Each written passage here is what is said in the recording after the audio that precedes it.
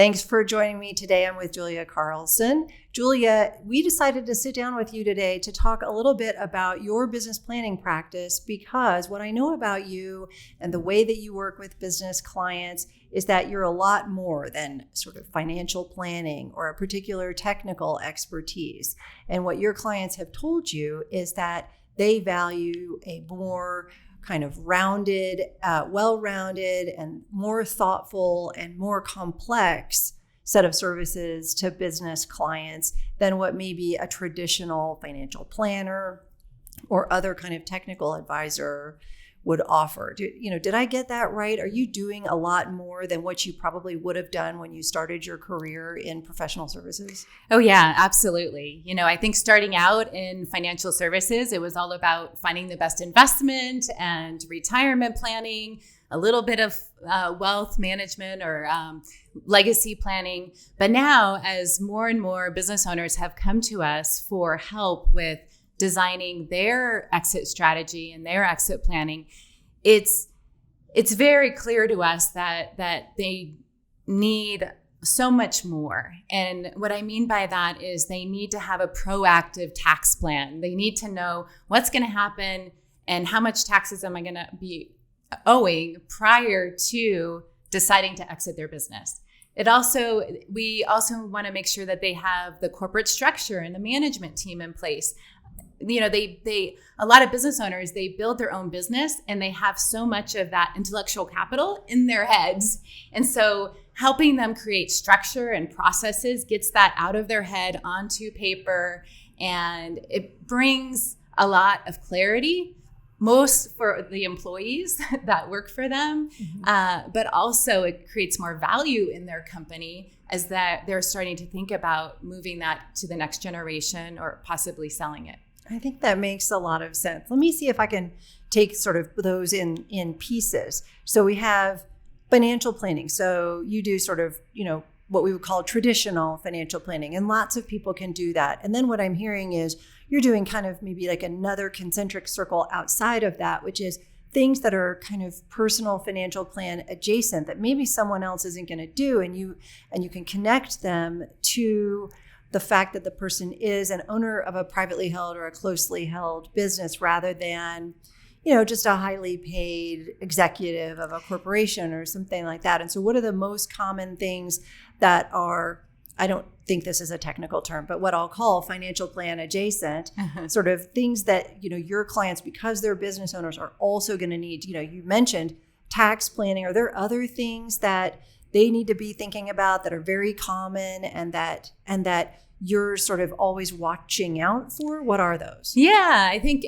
definitely business owners have their own unique set of really good problems to have and also not so good. So for example, building wealth, like business owners, most likely their biggest asset is their business. And probably as it should be, they've put their heart and soul into it. They have invested in that. And I like to say we're always our best investments. But once you have built an entity, a business that has value, then you need to start thinking differently. It's about protecting that value. It's using your business to build wealth outside of your business, to then diversify, those nest eggs. And by doing that, it actually, I feel, helps build business value as well, because the more relevant that you are in your business, the less valuable it is. So the more of these processes and the organization around it that can be structured, and the more freedom that you will get back in your personal life.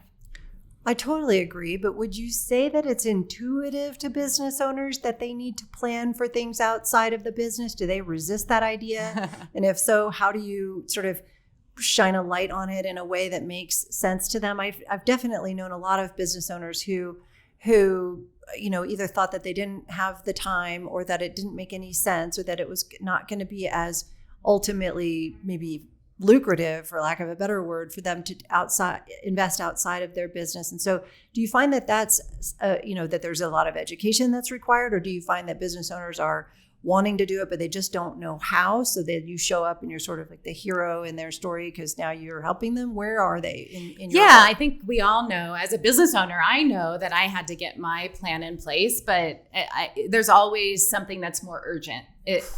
So I think the value that working with a qualified professional that is experienced in exit planning is that the main thing is they're going to be that coach and that accountability to make it happen. Mm-hmm. I know for me in my own business, I hired a professional. I paid them a lot of money because I knew I wanted it done right. And I wanted someone else to control that process for me. Sure.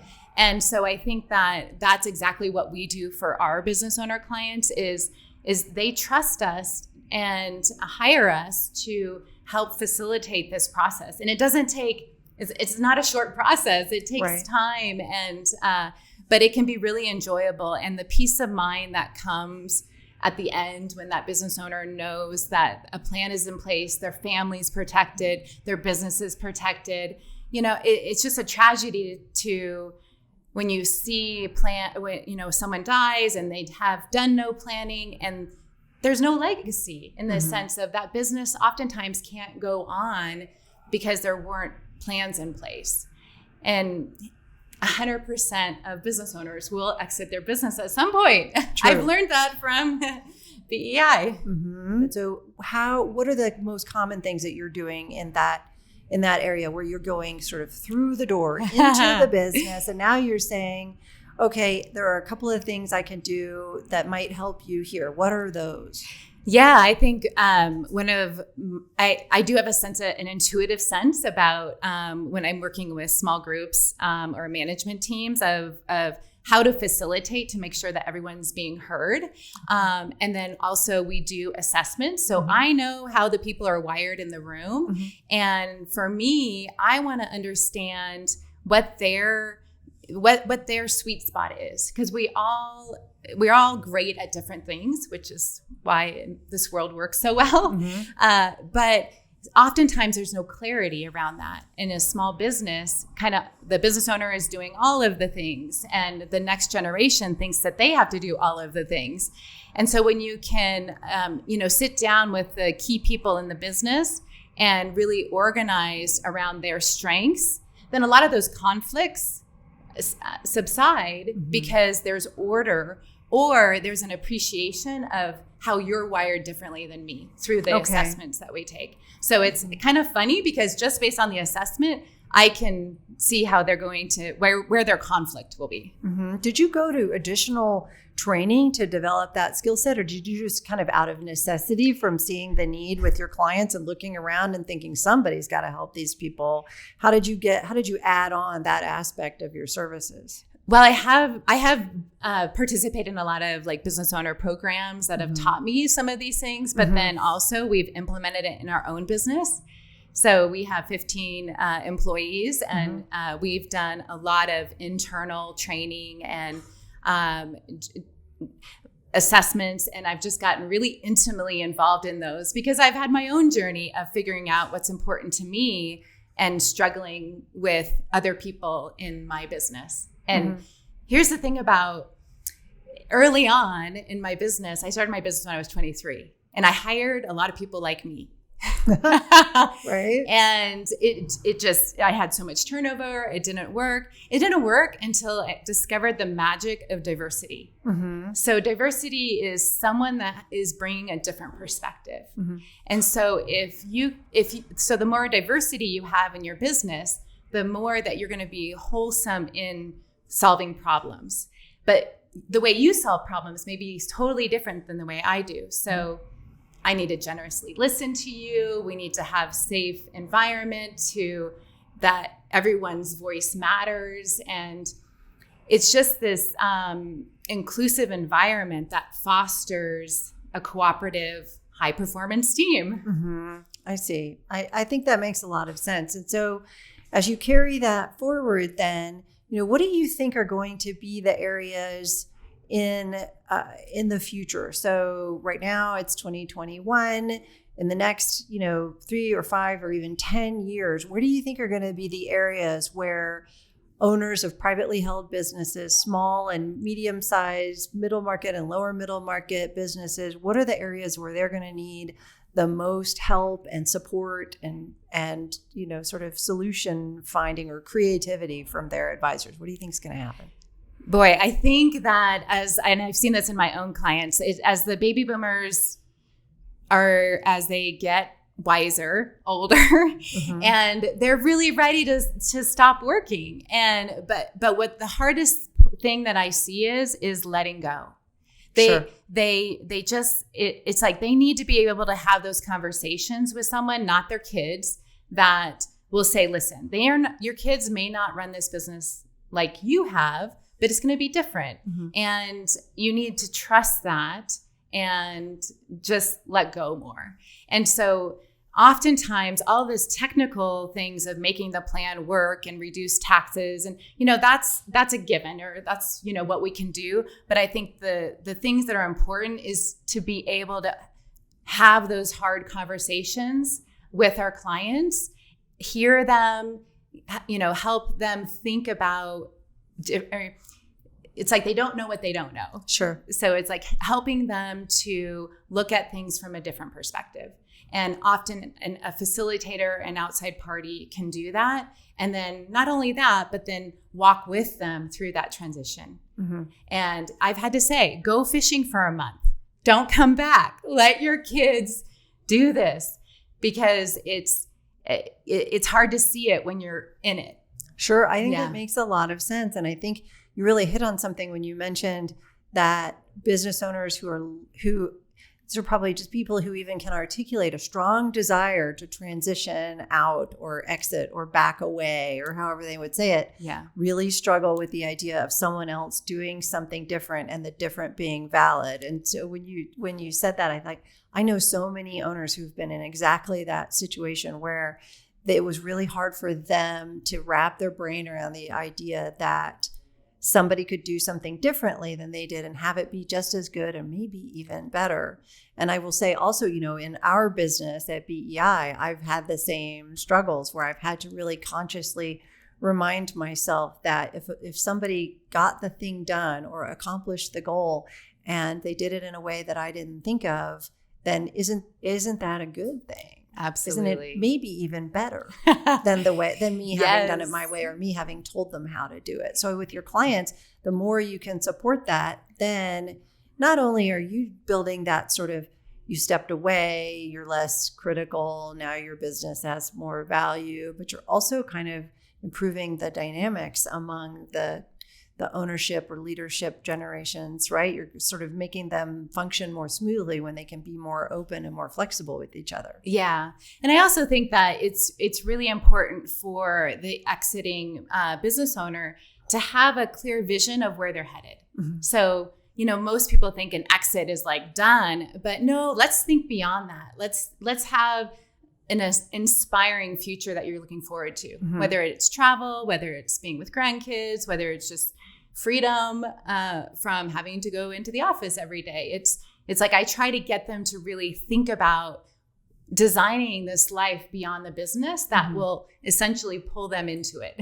Right. Somebody was just talking to me about that this morning and saying business owners are so future oriented that if you ask them, what did you do 3 years ago that made a difference in your business today? They have no idea and can't tell you anything about it. But if you ask them what they're going to do next year or in the next 3 years, they could go on and on for a half an hour without taking a breath. And so they're very future oriented. And I think you're exactly right that this giving them that word that you use, inspired, this sort of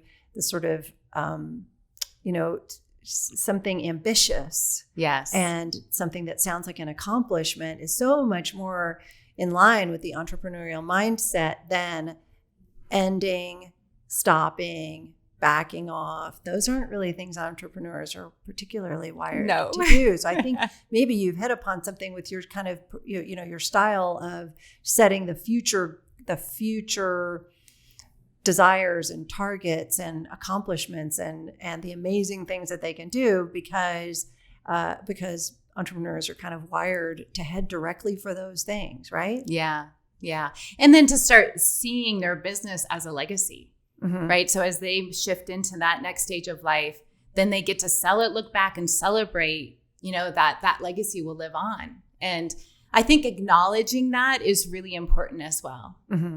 What do your clients come back to you later and say? This is one of my favorite things to ask advisors is, and I get a completely different answer every time I ask the question. And it's always really interesting to me. So can you think of an example of a client who came back to you after you were done with, just a large part of the planning work? Because obviously with the type of work that you do, these are clients for life. So it's not that they're not a client anymore, but you do a big planning project. Maybe you go through and implement a bunch of planning strategies that have been developed over sometimes kind of a long period of time. And then can you think of an example, or do you have sort of a consistent theme among business clients where they come back and what do they say about it afterwards? Because I've definitely, in all the times I've asked this question, I've never had somebody come back and say, my clients are so glad that I saved them taxes. Right. Yeah. Even though you did. Yeah. So everybody does it. Nobody gets a hug because of it. Because there's probably still some taxes owed, and that's painful.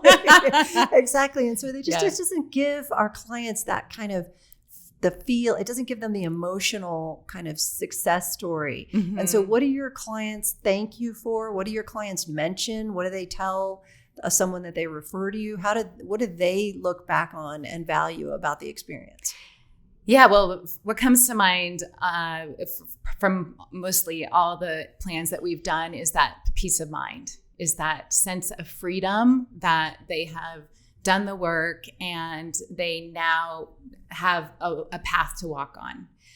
And when you have that structure and that discipline, in that is where freedom is felt.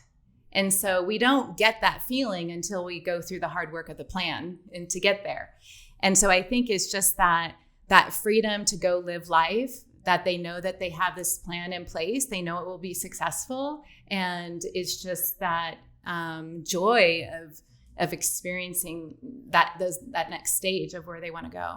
I think you're right. And so what you're doing is you're kind of bringing together two things. And that's why we plan, is to do the hard work that creates these outcomes that really otherwise were not possible. Really, they just were not going to happen for these people unless somebody sat down and did the work to create these outcomes, right? Yeah. It's hard to put a price on that. Agreed. Up front, it's like, this is going to cost you, but I can't tell them how they're going to feel on the other side. I can try, right. But no. But I'm glad that you have these long-term relationships, because I think you can see it. At least what I know about business owners is that they're real clear about what they cared about and what they valued, and they're able to say it and share it and show their gratitude. So I think it's probably, if I'm guessing, pretty rewarding. Yeah.